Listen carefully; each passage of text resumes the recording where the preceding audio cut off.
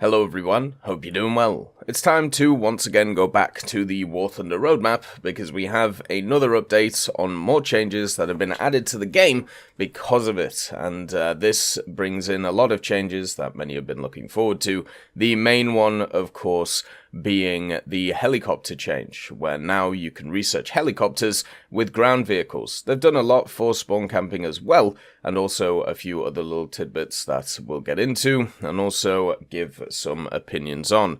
Seems like spawn camping is one of those things that they're truly trying to attack and make it so it's a lot harder for people to do so, and it's interesting seeing them try to address the issue instead of through map design, but instead in ways of game mechanics, which we'll go through, which is kind of cool. So, a lot of the stuff that was talked about in the data mine yesterday is here, but also there are some additional stuff, or at least clarifications on how it's going to work. The first part is the invulnerability indication. So, basically, when you shot a target which was invulnerable, one which was in its spawn, or one which had spawn protection, the round would just go straight through the vehicle and nothing would happen. This led people to believe that there may have been some bugs, or maybe there was desync, or whatever there was. But now, the way that it's going to be presented is when you shoot a target in its spawn and it still has spawn protection,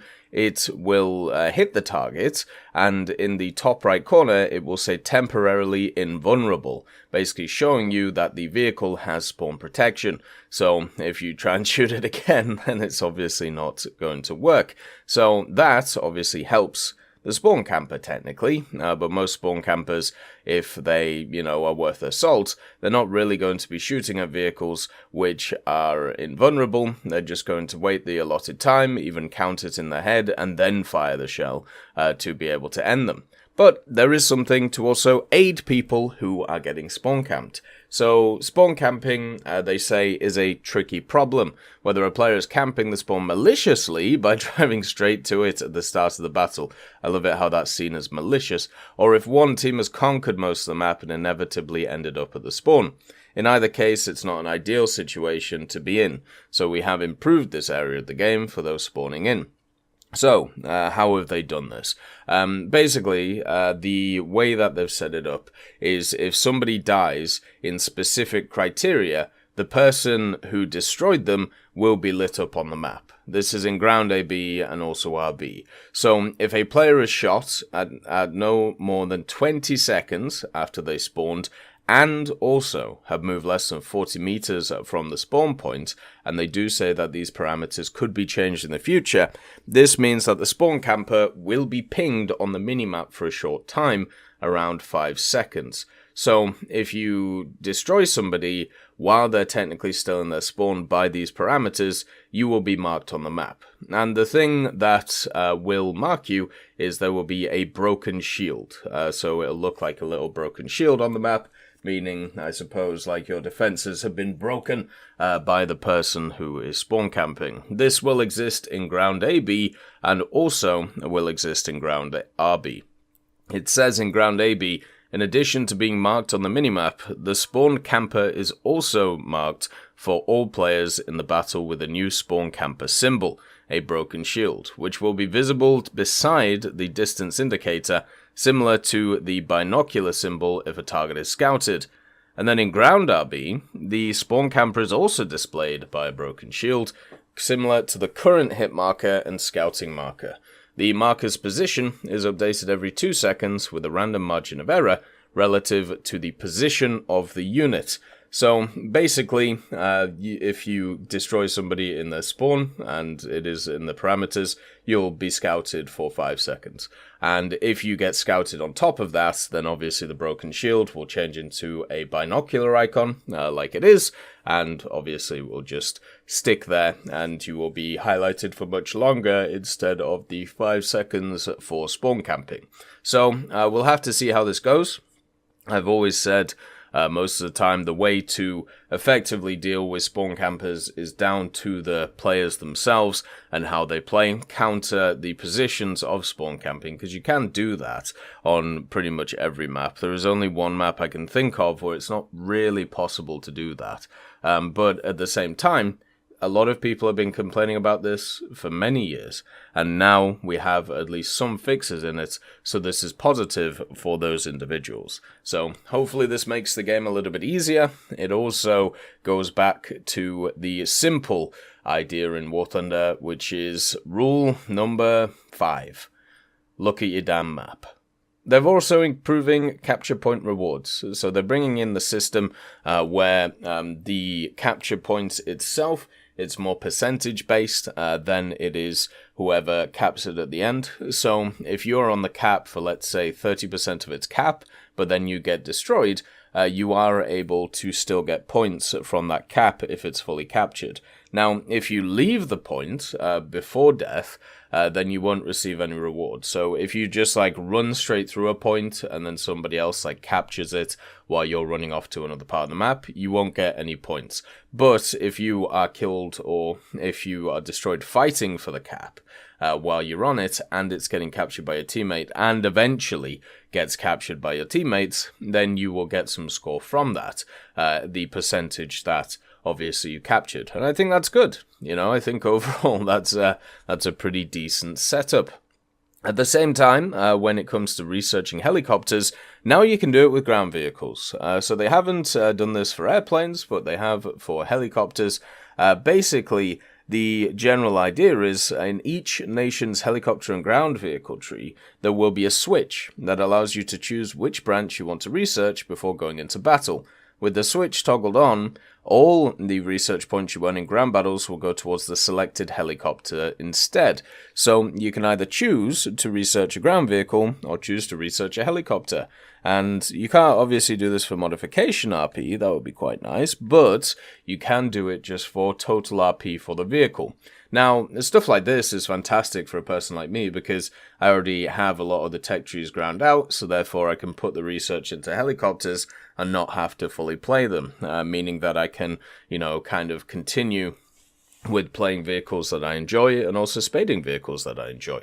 But also at the same time, it does mean that you will still have to deal with a lot of stock helicopters, which ain't really fun since, you know, stock helicopters haven't really been changed in a long time. So those mid-tier helicopters that exist are not exactly in a great place. I'm guessing as well there'll still be the same rank reward issues when it comes to this stuff. So you'll only be able to efficiently research, let's say, like a rank 7 helicopter with a rank 6 or 7 ground vehicle.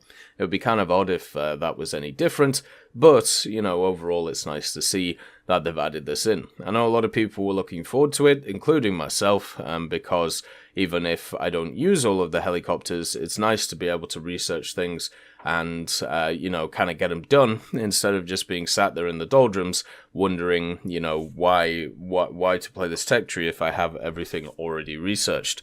But I also understand I'm in the minority on this, and overall this choice here is always going to be more positive. Now, I know some people may have wanted to split the research between different things, maybe split it, you know, between ground vehicles and helicopters in like 50%, but here it's either 100 or 0 either way. So, you know, not getting those like double rewards. But I still think this is a very good system. I still like the fact that they've added this, and hopefully people can enjoy it. They've also added some reporting message and complaint category changes, continuing with adding different stuff, like when they added the botting stuff, they've also added the hate speech complaint category.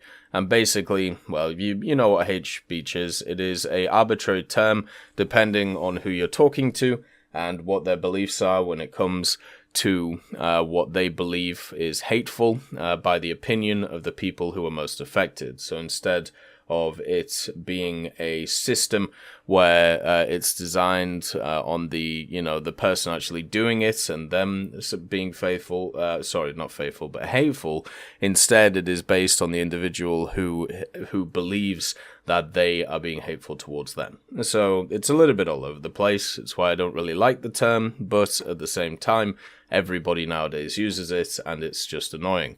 if we could ever come to a consensus to what is hateful or not, then I feel like that would be something I'd be fine with, but that's never going to happen. The other thing about it is now, once you complain about a specific player, it will show all of their chat messages in the complain area. So you don't have to worry about kind of justifying your complaint. Instead, you can just send it to the game masters and then they can deal with it going forward, which is fantastic. That's really good and really nice. So expanding the complaint category, sorting out helicopters, dealing with spawn campers, and changing the capture point rewards. We're getting to a point with the roadmap where we've nearly completed all of these summer updates, which is fantastic, and even done a lot of the ones from the next major update, which usually comes in September. The only thing that is missing right now is some of the major research changes. The condensing of the tech trees by grouping of the vehicles and decreasing the required research points, and also the reduction of research and purchase costs for rank 6 and 7 aircraft, and the dynamic repair cost reduction. So hopefully we get these going forward. Hopefully everything sorts itself out, and then we can kind of go from there. It's nice to see they're finally working on progression changes, though, since they were obviously very much focusing on Silver Lion changes in the past. The RP changes are ones which at least affect a lot of people that I know, so these are positive. Overall, these changes are great. Hopefully people can enjoy them and we can have some good fun, and also make sure to sort out the map with the spawn campers. As always, I hope you have a wonderful day, and I'll see you next time. I'd just like to thank Brendan Quinn, Vilneus, Character Fuel, Juan the Panda, Carrion Crow, Gus Irenicus, Pyman, Merciless Reaper, Orange Tail, Teddy, Daniel Stanton, Moxie, B. Young, Bareen, Peter Grayling, Alan Hacker, Sem Alslan, Uncle Bean, and Derek R., and also Lafouche for supporting the channel.